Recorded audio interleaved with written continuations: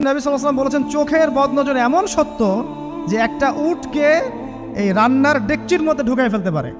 মানে একটা উট খুব সুন্দর ভালো, আপনি দেখছেন মাশাআল্লাহ বলেন নাই, নজর লেগেছে, উটটা মারা গেছে দেন তারপর তাকে জবাই করে খেয়ে ফেলতে হয়েছে। একজন সাহাবী গোসল করছিলেন, গোসল, এটা হাদিস সহিহ, এই আলেম ওলামা যারা আছেন তারা জানেন যে এই হাদিস সহিহ।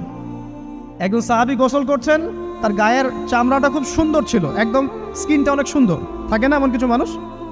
আচ্ছা, এখন আরেকজন সাহাবী এই গোসল দেখছেন দূর থেকে, দেখে বলছেন যে কি চমৎকার তার শরীরের রংটা, যেন কুমারী নারীর মতো, অনেকটা এমন একটা কথা তিনি বলেছিলেন। সাথে সাথে এই সাহাবী অজ্ঞান হয়ে পড়ে গেছে। কোন সাহাবী? যিনি গোসল করছিলেন।